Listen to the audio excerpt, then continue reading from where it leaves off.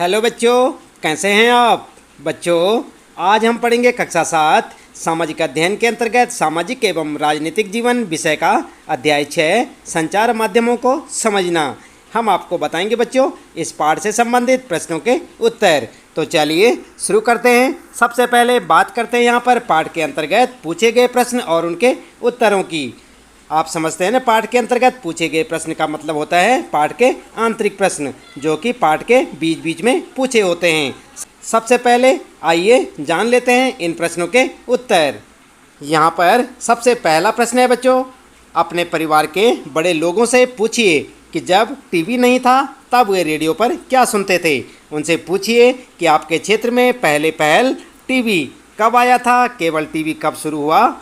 और ये प्रश्न आपको देखने को मिलेगा आपकी पाठ्य पुस्तक के 71 नंबर पेज पर, यानी कि आप अपनी पाठ्य पुस्तक के 71 नंबर पेज पर देखें, आपको ठीक इसी प्रकार का एक प्रश्न देखने को मिलेगा।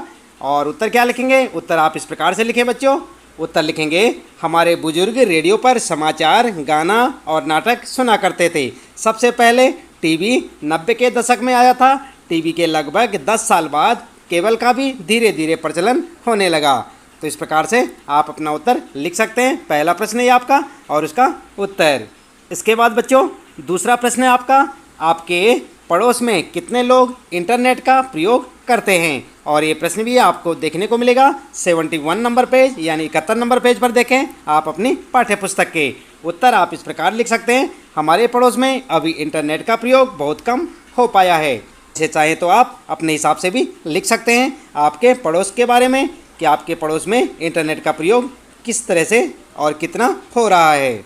इसके बाद अगला प्रश्न है आपका तीसरा प्रश्न। यहाँ पर ऐसी 3 चीज़ों की सूची बनाइए जो संसार के किन्हीं अन्य भागों से संबंधित हैं और जिनके बारे में आपने टेलीविज़न पर देखकर जाना है। और ये प्रश्न आपको देखने को मिलेगा बच्चों 71 नंबर पेज पर आपकी पाठ्य पुस्तक के, यानी आप अपनी पाठ्य पुस्तक के 71 नंबर पेज पर देखें, आपको इस प्रकार का एक प्रश्न देखने को मिलेगा। उत्तर आप इस प्रकार से लिख सकते हैं बच्चों। उत्तर लिखेंगे, हमने जिनके बारे में टेलीविज़न में देखकर जाना है और जो संसार के किन्हीं अन्य भागों से संबंधित हैं वे निम्न हैं। और नंबर 1 लिखेंगे आप। नंबर 1, दुबई का खलीफा बुर्ज, दुनिया की सबसे ऊंची इमारत जो संयुक्त अरब अमीरात के दुबई शहर में स्थित है। दूसरा लिखेंगे, पेट्रिस टावर, मलेशिया की राजधानी कुआलालंपुर में स्थित 120 मंजिला इमारत जो कि कंक्रीट से बना है। खलीफा बुर्ज के पहले दुनिया की सबसे ऊंची इमारत यही थी। ठीक है, तो ये आपका दूसरा पॉइंट हो गया। इसके बाद लिखेंगे नंबर 3, लास वेगास संयुक्त राज्य अमेरिका का एक पर्यटक नगर जिसे दुनिया के मनोरंजन की राजधानी माना जाता है। तो इस प्रकार से आप लिख सकते हैं बच्चों। तो आई बात समझ में बच्चों, ये जो है आप अपना इस तीसरे प्रश्न का उत्तर इस प्रकार से लिखें। थोड़ा उत्तर इसका लंबा है लेकिन आप इसे अच्छे से याद करें, समझें। इसके बाद बात करते हैं यहाँ पर चौथा प्रश्न है बच्चों, और इसमें पूछा है अपने प्रिय टीवी कार्यक्रम के दौरान विज्ञापित होने वाली 3 चीज़ों की सूची बनाइए। और ये प्रश्न आपको मिलेगा 72 नंबर पेज पर आपकी पाठ्य पुस्तक के।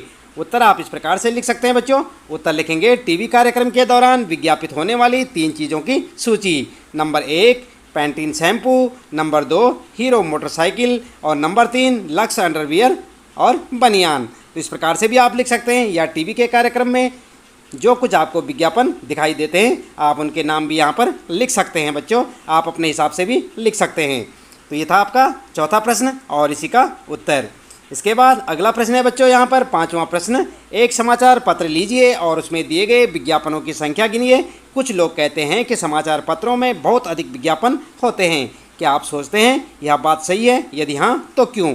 और ये प्रश्न आपको देखने को मिलेगा 72 नंबर पेज पर आपकी पाठ्य पुस्तक के, यानी कि 72 नंबर पेज पर आपको ठीक इस प्रकार का एक प्रश्न देखने को मिलेगा। और उत्तर में आप इस प्रकार से लिख सकते हैं बच्चों। उत्तर लिखेंगे, समाचार पत्रों में अलग अलग दिनों में अलग अलग विज्ञापन होता है। जानते हैं ना आप विज्ञापन क्या होता है? विज्ञापन का मतलब एडवर्टाइजमेंट जो होती है उसे आप विज्ञापन कह सकते हैं। सबसे ज़्यादा विज्ञापन रविवार के दिन होता है। सबसे ज़्यादा विज्ञापन हिंदुस्तान टाइम्स में होता है। रविवार के दिन इस समाचार पत्र में 1000 से ज़्यादा विज्ञापन होते हैं। यह बात सही है कि समाचार पत्रों में बहुत ज़्यादा विज्ञापन होते हैं। इसके कई कारण हैं। और क्या क्या कारण हैं लिखेंगे यहाँ पर। नंबर 1, विज्ञापन से समाचार पत्रों को काफ़ी अधिक आय प्राप्त होती है, यानी कि इनकम होती है। नंबर 2, विज्ञापन से पाठकों की संख्या में वृद्धि होती है। उदाहरण के लिए नौकरी और शादी के विज्ञापन आदि से पाठकों की संख्या बढ़ती है। वर और वधू ढूंढने वाले, नौकरी ढूंढने वाले समाचार पत्र को खरीदते हैं। ठीक है, कौन कौन खरीदते हैं? वर और वधू ढूंढने वाले भी खरीदते हैं, तो नौकरी ढूंढने वाले भी, क्योंकि नौकरियों के भी विज्ञापन समाचार पत्रों में होते हैं। तीसरा लिख सकते हैं आप पॉइंट, विज्ञापनों से समाचार पत्र के पेज बढ़ जाते हैं। ठीक है, तो इस प्रकार से आप अपने इस 5वें प्रश्न का उत्तर लिख सकते हैं बच्चों। ये आपका 5वां प्रश्न है और उसका उत्तर। इसके बाद आगे बात करते हैं। यहाँ पर 6ठा प्रश्न है आपका, क्या आप ऐसा सोचते हैं कि किसी विषय के दोनों पक्षों को जानना महत्वपूर्ण है? क्यों है? और ये प्रश्न आपको देखने को मिलेगा आपकी पाठ्य पुस्तक के 75 नंबर यानी 75 नंबर पेज पर। इस प्रकार का एक प्रश्न मिलेगा। उत्तर आप लिख सकते हैं बच्चों। उत्तर लिखेंगे, हमारे विचार में किसी विषय के दोनों पक्षों को जानना महत्वपूर्ण है, क्योंकि किसी भी विषय से संबंधित सकारात्मक और नकारात्मक दोनों पक्षों के बारे में जानना जरूरी है। दोनों पक्षों को जानने के बाद ही किसी निष्कर्ष पर पहुंचा जा सकता है। अगर हमारी जानकारी किसी विषय से संबंधित नकारात्मक है तो हमारी धारणा उस विषय के संदर्भ में नकारात्मक हो जाएगी, और अगर हमारी जानकारी किसी विषय से संबंधित सकारात्मक है तो हमारी धारणा उस विषय के संदर्भ में सकारात्मक हो जाएगी। इसी तथ्य को ध्यान में रखकर दोनों पक्षों के बारे में जानना जरूरी है। आई बात समझ में? तो ये था आपका 6ठा प्रश्न और उसका उत्तर। इसके बाद बच्चों आगे बात करते हैं। 7वां प्रश्न है यहाँ पर, और इसमें पूछा है, संचार माध्यमों के द्वारा एजेंडा तैयार करते हुए झोपड़पट्टियों के स्थान पर फैशन वीक की खबर देने से क्या नतीजा निकलता है? और ये प्रश्न आपको देखने को मिलेगा 77 नंबर पेज यानी कि 77 नंबर पेज पर आपकी पाठ्य पुस्तक के। उत्तर आप लिख सकते हैं बच्चों, कोई भी समाचार पत्र बाजार में पाठक वर्ग को ध्यान में रखकर ही खबर को छापते हैं। समाचार पत्र को झोपड़पट्टियों में बहुत कम पढ़ा जाता है, इसलिए समाचार पत्र झोपड़पट्टियों से संबंधित बहुत ही कम खबर को छापते हैं। दूसरी तरफ फैशन वीक युवाओं के लिए आकर्षण का केंद्र है, इसलिए फैशन वीक की खबरों को समाचार पत्र में जगह मिलती है। आई बात समझ में? क्यों ऐसा होता है? ये आपका 7वां प्रश्न है बच्चों, और उसके बाद उसका उत्तर। इसके बाद आइए आगे बात करते हैं यहाँ पर पाठ के अंत में पूछे गए प्रश्न और उनके उत्तरों की। यानी कि जब आपने पूरा पाठ पढ़ लिया होगा तो पाठ के अंत में आपको कुछ प्रश्न देखने को मिलेंगे, उनका उत्तर आप किस प्रकार से लिखेंगे आइए जानते हैं। पहला प्रश्न है आपका, प्रजातंत्र में संचार माध्यम किस प्रकार महत्वपूर्ण भूमिका निभाते हैं? और उत्तर आप लिखें, प्रजातंत्र में संचार माध्यमों की भूमिका, और हेडिंग डाल दें उसके बाद, और लिखें नंबर 1, संचार माध्यमों से नागरिक जान सकते हैं कि सरकार किस प्रकार काम कर रही है। नंबर 2 लिखेंगे आप, संचार माध्यम निश्चित करते हैं कि किन बातों पर जनता का ध्यान केंद्रित किया जाना है। इस प्रकार संचार माध्यम जनमत निर्माण का एक सशक्त माध्यम भी है। और इसके बाद नंबर 3 पॉइंट लिख सकते हैं, वह सरकार की नीतियों की समालोचना करते हैं। चौथा, वह जनता को सरकारी नीतियों अथवा कार्यों के पक्ष और विपक्ष हेतु मंच प्रदान करते हैं। आई बात समझ में? तो इस प्रकार से आप लिख सकते हैं बच्चों। यहाँ पर पहले प्रश्न का उत्तर पाठ के अंत में जो पूछे गए प्रश्न हैं उनमें पहला प्रश्न है ये, और इसका उत्तर आप यहाँ से देख के ठीक इसी प्रकार लिखें, याद भी करें बच्चों साथ साथ। अगला है दूसरा प्रश्न यहाँ पर, क्या आप इस रेखा चित्र को एक शीर्षक दे सकते हैं? इस रेखा चित्र से आप संचार माध्यम और बड़े व्यापार के परस्पर संबंध के बारे में क्या समझ पा रहे हैं? और यहाँ पर उत्तर में आप लिख सकते हैं बच्चों, उत्तर लिखेंगे शीर्षक संचार के माध्यम से व्यापार। क्या लिखेंगे? शीर्षक में लिखेंगे संचार के माध्यम से व्यापार, और आगे लिखेंगे संचार के माध्यम से उद्यमी अपने उत्पाद को बेचते हैं।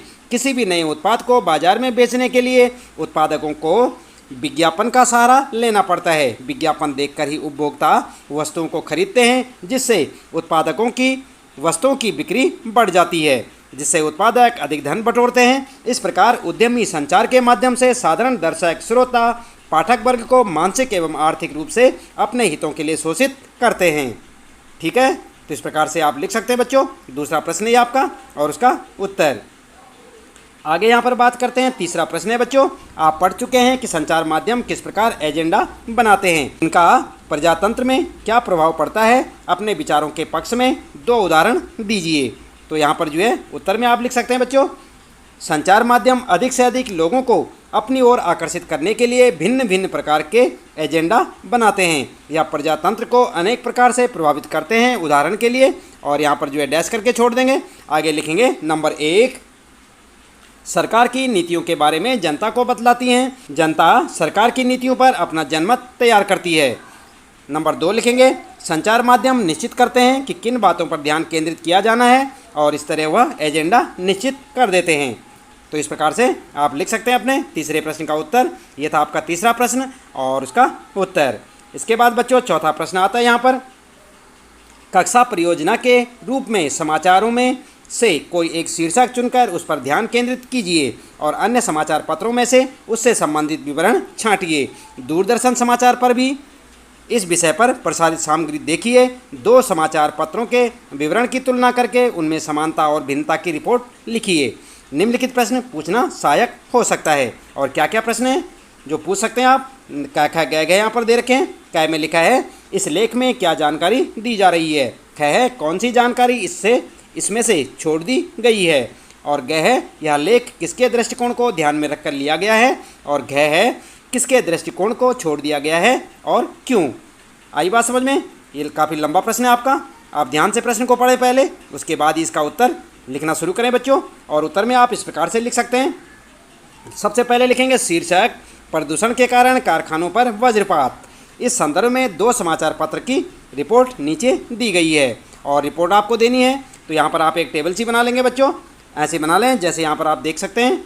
ऐसी टेबल बना लें और सबसे पहले लिखें 2 समाचार पत्रों के ऊपर नाम लिखेंगे, न्यूज़ ऑफ इंडिया की रिपोर्ट, और नंबर 2 लिखेंगे इंडिया डेली की रिपोर्ट। आई बात समझ में? तो इस प्रकार से यहाँ पर जो है 2 समाचार पत्रों के आप जो है नाम ऊपर लिख लेंगे। और उसके बाद आप ठीक इस प्रकार से लिखें बच्चों, समाचार पत्र का शीर्षक लिखेंगे यहाँ पर सबसे पहले न्यूज़ ऑफ इंडिया की रिपोर्ट में। समाचार पत्र का शीर्षक, प्रदूषण फैलाने वाले कारखानों पर वज्रपात, विरोधियों द्वारा चक्का जाम, यातायात रुका। और इधर लिखेंगे इंडिया डेली की रिपोर्ट में समाचार पत्र का शीर्षक क्या होगा, कारखानों के बंद होने से घोर अशांति। आई बात समझ में? इस प्रकार सबसे पहले आप जो है यहाँ पर शीर्षक लिख लेंगे दोनों में। इसके बाद आगे लिखेंगे, पहले वाले में लिखेंगे आप, कारखानों के मालिकों और मजदूरों के हिंसात्मक विरोध ने आज शहर की गतिविधियों को रोककर रख दिया। सड़कों पर वाहनों के विशाल जाम लगने के कारण लोग समय से अपने काम पर नहीं पहुंच सके। कारखाना मालिक और मजदूर सरकार के प्रदूषण फैलाने वाली इकाइयों को बंद करने के निर्णय का विरोध कर रहे हैं। यद्यपि सरकार ने यह निर्णय कुछ जल्दबाजी में लिया है, परंतु विरोधियों को काफ़ी समय से यह पता था कि उनकी इकाइयां गैरकानूनी हैं। इन इकाइयों के बंद होने से शहर में प्रदूषण का स्तर काफ़ी कम हो जाएगा। शहर के गणमान्य नागरिक श्री जैन ने कहा, हमारा शहर भारत के नए व्यावसायिक केंद्र के रूप में स्थापित होता जा रहा है। इसके साथ साथ यह भी आवश्यक है कि शहर साफ और हरा भरा रहे। प्रदूषण फैलाने वाले कारखानों को हटाया जाना चाहिए। विरोध करने के स्थान पर कारखानों के मालिकों व कामगारों को पुनर्स्थापन का प्रस्ताव स्वीकार कर लेना चाहिए। तो इस प्रकार से आप पहली रिपोर्ट में लिख सकते हैं यहाँ पर। और इसके बाद दूसरी रिपोर्ट में बच्चों आप ध्यान देंगे, दूसरी रिपोर्ट में यहाँ से लिखना शुरू करेंगे आप, शहर के आवासीय क्षेत्र में 1 लाख कारखानों का बंद होना एक गंभीर समस्या का रूप ले सकता है। सोमवार को हजारों कारखाना मालिक व कामगार कारखाना बंदी पर अपना कड़ा विरोध जताने के लिए सड़कों पर उतर आए। उन्होंने कहा कि उससे उनकी रोजी रोटी छिन जाएगी। उनका कहना है कि गलती नगर निगम की है, क्योंकि वह आवासीय क्षेत्रों में लगातार नए कारखाने लगाने के लिए लाइसेंस देता रहा। उन्होंने यह भी कहा कि उनके पुनर्स्थापन के लिए पर्याप्त प्रयत्न नहीं किए गए। कारखानों के मालिकों व मजदूरों ने कारखाना बंद करने के विरोध में शहर में 1 दिन का बंद प्रस्तावित किया है। एक कारखाना के मालिक श्री शर्मा ने कहा, सरकार कहती है कि उसने हमारे पुनर्स्थापन के लिए बहुत कार्य किया है, लेकिन जिस प्रकार के क्षेत्र वह हमें दे रही है वहाँ किसी प्रकार की सुविधाएं नहीं हैं और पिछले 5 वर्षों में वहाँ कोई विकास कार्य नहीं हुआ है। तो इस प्रकार से आप दोनों समाचार पत्रों की रिपोर्ट्स यहाँ पर से देख के लिख सकते हैं बच्चों। आप ध्यानपूर्वक लिखें और अच्छे से इन्हें समझें। इसी प्रकार से आप एक रिपोर्ट दे सकते हैं। आई बात समझ में? इसके बाद आइए आगे बात करते हैं। यहाँ पर कै में आप लिखेंगे, इस लेख में प्रदूषण के कारण 1 लाख कारखानों के बंद होने से कारखानों के मालिकों और मजदूरों के विरोध से संबंधित एक रिपोर्ट दिया गया है। और ख में लिखेंगे, न्यूज़ ऑफ इंडिया ने कारखानों से फैलने वाले प्रदूषण के दुष्परिणामों के बारे में व्याख्या नहीं की है। इंडिया डेली की रिपोर्ट में कारखानों और मजदूरों का विरोध करना कितना उचित है तथा नगर निगम द्वारा कारखानों को कितना सुविधा दिया गया है और क्या क्या कमी रह गई है इसके बारे में नहीं बतलाया गया है। अगला लिखेंगे, गए वाले में लिखेंगे, न्यूज़ ऑफ इंडिया के लेख प्रदूषण के कारण कारखानों के बंद होने से मजदूरों द्वारा विरोध करने से सड़कों पर लगने वाले जाम को ध्यान में रखकर रिपोर्ट तैयार किया गया है, जबकि इंडिया डेली में कारखानों के मालिकों और मजदूरों के प्रतिक्रिया के संबंध में रिपोर्ट तैयार की गई है। तो इस प्रकार से आप लिख सकते हैं बच्चों। अगला लिखेंगे घ वाला, इन दोनों रिपोर्ट में कुछ दृष्टिकोणों को छोड़ दिया गया है। न्यूज़ ऑफ इंडिया रिपोर्ट में प्रदूषण से होने वाले नुकसान के संदर्भ में जनता की प्रतिक्रिया के बारे में नहीं बताया गया है। इंडिया डेली रिपोर्ट में मजदूरों के रोजगार और उनके अपर्याप्त पुनर्स्थापन को कोई महत्व नहीं दिया गया है। आई बात समझ में? तो इस प्रकार से आप अपने इस प्रश्न का उत्तर लिख सकते हैं बच्चों। तो इस प्रश्न के साथ ही बच्चों इस पाठ से संबंधित प्रश्नों के उत्तर यहाँ पर समाप्त हो जाते हैं। उम्मीद है कि आपको अच्छे से समझ आए होंगे। इसी प्रकार लगातार कक्षा 7 सामाजिक अध्ययन के अंतर्गत सामाजिक एवं राजनीतिक जीवन विषय के सभी पाठों के प्रश्नोत्तर जानने के लिए चैनल को सब्सक्राइब अवश्य कर दें, बेल आइकन भी दबा दें बच्चों, ताकि आपको आने वाली प्रत्येक पाठ की वीडियो की नोटिफिकेशन मिलती रहे। और लगातार इसी प्रकार देखते रहें वीडियो, जुड़े रहें हमारे साथ। मिलते हैं फिर अगले पाठ में कुछ नए प्रश्नोत्तरों के साथ।